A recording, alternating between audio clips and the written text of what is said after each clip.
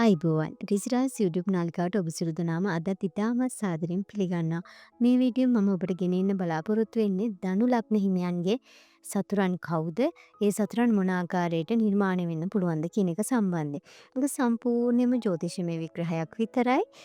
ඒ කෝණයෙන් විතරක් මේ වීඩියෝ නරඹන්න කියලා ඔබගෙන් ගෞරවයෙන් ඉල්ලනවා. ධනු ලග්න හිමි ඔබගේ අධිපති ග්‍රහය වෙන්නේ ගුරු ග්‍රහය. ඉතින් ඔබට උපතින්ම තියෙන අනුකම්පා සහගත හිතක්. නමුත් පෞද්ගලික කේන්දරයේ ග්‍රහචාරයන් වල පිහිටීම් අනුව ඒක තරමක් දුරට වෙනස්කම් වෙන්න පුළුවන්. මොකද ටිකක් ගුරු ග්‍රහය දුබලව පිහිටලා හිටියොත් ඔබ ටිකක් කේන්ති යන තරහ ගන්න කෙනෙක් බවට පත් වෙන්න ඉඩකඩ තියෙනවා. ඒ හැර ඔබගේ හිතේ අනුකම්පා සහගත බව තියෙනවා. මේ හේතුව නිසා යම් කිසි කෙනෙක් ඔබට වරදක් කළා කියලා හිතන්නකෝ. ඒ වරද හේතුවෙන් ඔබට ලොකු හානියකුත් සිද්ධ වුණා. නමුත් ඒ පුද්ගලයා කවුද කියලා දැනගත්තාන් පස්සේ ඔබට ඔහු ගැන අනුකම්පාවක් හිතෙනවා. එතකොට ඒ පුද්ගලයා කවුද? ඒ කියන්නේ හිතන්නකෝ කිසිම වැදගත්කමකට නැති, වැදගැම්මකටත් නැති, ඔබටත් පාඩුවක් හානියක් කරන, සමාජයටත් පාඩුවක් හානියක් කරන පුද්ගලයෙකුට තමයි ඔබ සමාව දෙන්නේ. මේ தත්ත්වය නිසා ඔබ පෙරලා ඔවුන්ගේ සතුරුකම් වලට ලක්වීම ඉඩකඩක් තියෙනවා. ඒ කියන්නේ ඔබම තමයි ඔබගේ සතුරා බවට ඇතැම් වෙලාවදී පත් වෙන්නේ. හැබැයි ඔබ අග්නි රාශියක්. ඒ නිසා විශාල සතුරෙක් ඔබට නිර්මාණය වුණොත් අනිවාර්යයෙන්ම ඔබ ඒ සතුරුන් නිකන් නම් අතාරින්නේ නැහැ. ඔබට නැවත සතුරුකමක් නොකරන තැනට ඒ සතුරාව විනාශයට පත් කරලා දානවා ඔබ. හැබැයි ඉතින් ඇතැම් අවස්ථාවලදී ඔබට සතුරුකම් කරන්නේ ඔබට ගොඩාක් සමීප පුද්ගලයෙක්. ඒ පුද්ගලයාව ඔබ හඳුනාගත්තාම ඔබට කරගන්න දෙයක් නැති වෙනවා. ඔබ විශාල අවුලකට වියවුලකට පත් වෙනවා. ඒ කියන්නේ සමහරක් විට ඔබේම ළඟම ඥාතියෙක් නැත්නම් ඔබගේම සහෝදරයෙක්. අන්න එහෙම ඉඩකඩ තියෙනවා. ඉතින් එතකොට ඔබ ගොඩාක් වියවුලට පත් වෙනවා. ඔබගේ 6 වෙනියෙන් තමයි ඔබගේ සතුරන් සම්බන්ධයෙන් කියවෙන්නේ. ඔබගේ 6 වෙනි අධිපති වෙන්නේ සිකුරු ග්‍රහය. ඉතින් මේ ඔබගේ අධිපති ග්‍රහයයි සිකුරු ග්‍රහයයි දෙදෙනාම සතුරු. ඉතින් මේ தත්ත්වය වඩාත් දැඩි ලෙස ඔබට බලපානවා. මේ සිකුරු ග්‍රහය ඔබගේ 6 වෙනි අධිපති වෙන නිසා ඔබට කියන්නේ සිකුරු ග්‍රහයගෙන් නියෝජනය වෙනවා ඔබගේ ආදරය සෙනෙහස. ඔබගේ බිරිඳව. ඉතින් මේ නිසා ඔබගේ ග්‍රහචාරයන් වල දුර්වලතාවයක් තිබුණොත් ඔබ විවාහකයි නම් ඔබගේ බිරිඳ සමග ජීවිත කාලය පුරාට යම්කිසි මතභේදාත්මක තත්ත්වයක් තියෙන්න පුළුවන්. ගැටුම් ඇති වෙන්න බොහෝ ඉඩකඩ තියෙනවා. ඒ වගේම තමයි ආදරය කරනවා නම් ඒ ආදරය ඔබව රැවටීමට පත් කරන්න බොහෝ ඉඩකඩ තියෙනවා. ඒ නිසා ඔබ ආදරය කරන ධනු ලග්න හිමි කාන්තාවක් නම් විශේෂයෙන් පුරුෂයෙක් වුණත් මේක අදාළයි. ගොඩාක් හොයලා බලලා ආදරය කරන්න. සැබෑවටම ඔබට ආදරය කරන කෙනෙක් ඔබව රැවටීමට පත් කරන්නෙත් නෑ. ඔබව හානියට පත් කරන්නෙත් නෑ. ඔබව වේදනාවට පත් කරන්නෙත් නෑ.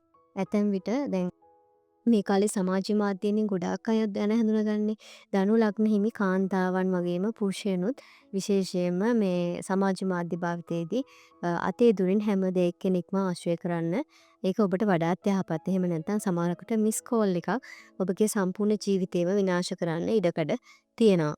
මොකද එහෙම නැති වුණොත් ඒ පුද්ගලයන් ඔබව රැවටීමකට ලක් කරන්න බොහෝ ඉඩකඩක් තියෙනවා. ඔබ රැවටුණාට පස්සේ තමයි දන්නේ මම රැවටුණානේ කියලා. එතනින් පස්සේ තමයි සතුටුකම පටන් ගන්නෙ. නමුත් ඊට කලින් ඔබට වෙන්න ඕන හානිය වෙලා ඉවර වෙනවා. ඒ නිසා කවුරු ආශ්‍රය කරත් අඩි 10ක් දුරින් අතේ දුරින් ආශ්‍රය කරන්න ඒක ඔබට ගොඩාක් හොඳයි. ඒ වගේම ධනු ලග්න හිමියන්ට සතුරන් නිර්මාණය වෙන තැනක් තමයි රැකියා ස්ථානය කියන්නේ. රැකියා ස්ථානයේදී ඔබගේ ආදුනිකයන්ට පුළුවන් එහෙම නැත්නම් ඔබගේ යටතේ සේවය කරන අයට වෙන්න පුළුවන්. ඔබ හොඳට ඔවුන් පුහුණු කරනවා. ඔබ ඔවුන්ට අවශ්‍ය දේ ඕනෑවට වඩා උගන්වනවා. ඒ වගේම ශිල්ප ක්‍රමවේද කියලා දෙනවා. හැබැයි ඔවුන් ඔබට කරන්නේ ඔබටත් නොදන්නවා. සමහරක් විට ඔබට ලැබිය යුතු උසස් වීම ඔවුන් ලබා ගන්නවා. එතනින් පස්සේ තමයි දන්නේ මේ පුද්ගලයා ඔබට මේ සතුරුකම කරා කියන්න.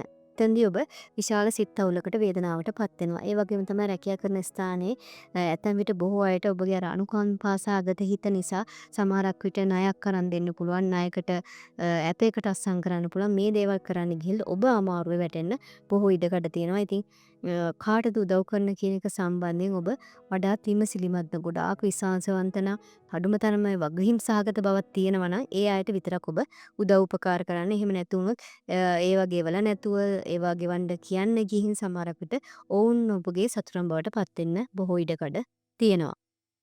ඔබගේ හයවැන්නාධිපති සිකුරු නිසා එතනදී බොහෝ විට ආදරයේ සෙනෙහස නියෝජනය වෙනවා. ඉතින් ඔබට ඔබගේ පියාගේ ඥාතීන් ඔබගේ බාප්පලා ලොකු අප්පච්චිලා නැන්දම්මලා ඒ වගේම නැන්දම්මලාගේ පුතාලා දුවලා අන්න ඒ වගේ පාර්ශ්වයකින් අඩත් එක්තන් සතුරුකම් සිද්ධ වෙන ඉඩකඩ තියෙනවා. ඉතින් ඔබ ඒ අයට ආදරේ. නමුත් ඒ අය ආශ්‍රය කිරීමේදී ඔබ තේදුනින් පරිස්සමින් ඇසුරු කරන්න. එහෙම නැතුනොත් ඔබව යම්කිසි රැවටීමකට ලක් කරන්න ඉඩකඩ තියෙනවා.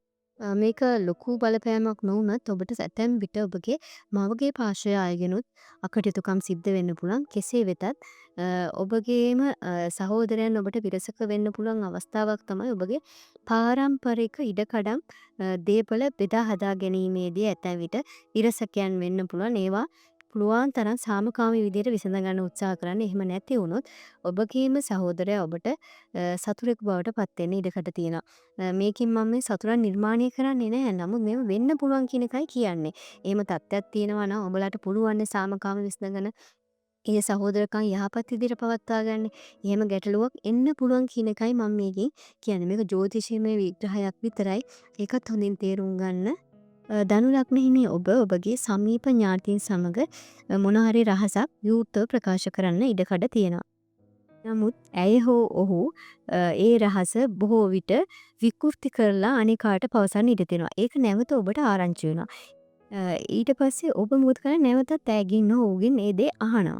අන්න එතනදිත් ඔබට ඔවුන් සතුරන් බවට පත් වෙනවා. මොකද ඔවුන් කරන්නේ එළියට ගිහින් ඔබව හරියට ඊටමත් පහත් ආකාරයකට වැරදි ආකාරයකට විවේචනය කිරීම. ඉතින් ඒ දේ ඔබට දරා ගන්න බැරිව යනවා. මේ නිසාත් ඔබට ඔබ නැවත ඒ දේවල් අහන්න ගිහිලා ඔවුන් ඔබගේ සතුරන් බවට පත්වීමේ ප්‍රවණතාවයකුත් තියෙනවා. ඒ නිසා ඔබ රහස් ප්‍රකාශ කරනකොට කාට හරි දෙයක් කියනකොට මේ පුද්ගලයා හොඳ කෙනෙක්ද නරක කෙනෙක්ද විශ්වාස කරන්න පුළුවන් කෙනෙක්ද කියන එක සම්බන්ධයෙන් මොයලා බලලා කියන කතාවක් කියන්නේ ඒක ඔබේ ඇඟට ඇත්තටම ගුණයි. ඔබ සමාජයේ ඉහළ නිලධාරීන් ඉහළ පුද්ගලයන් කියලා හිතලා ආශ්‍රය කරන පුද්ගලයින්ම ඔබට සතුරුකම් කරන්න ඉඩකඩ තියෙනවා. මොකද ඔබගේ දක්ෂතාවයන් ඒ වගේම ඔබගේ දියුණුව දැකලා ඔවුන් ඔබට සතුරුකම් කරන්න ඉඩකඩ තියෙනවා. ඉතින් ඒ නිසා ඔවුන් ගිනුත් ඔබ ප්‍රවේශම් වෙන්න ඕන. ඒ කියන්නේ කවුරු ආශ්‍රය කරා ටිකක් අතේ දුරින් ආශ්‍රය කරන්න. ඔබ මොකද කරන්නේ?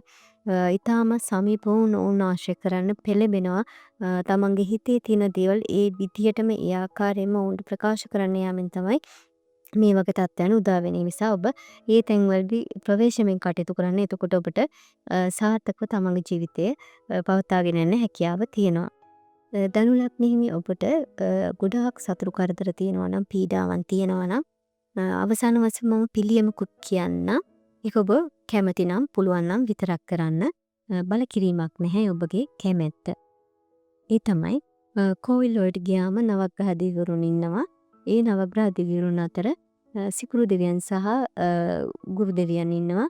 ඒ දෙවියන් ඔබට විශේෂයෙන් වන්දනාමාන කිරීමෙන් මේ සතුරන්ව ඔබට පාලනය කරගන්න, සතුරන් හඳුනා ගන්න, සතුරන්ගෙන් වෙන හානිය අවම කරගන්න හැකියාව ලැබෙනවා. මම හිතනවා ධනු ලග්න හිමියන්ට මේ වීඩියෝ කුඩා හෝ ප්‍රයෝජනයක් ලැබෙන්නේ නැති කියලා.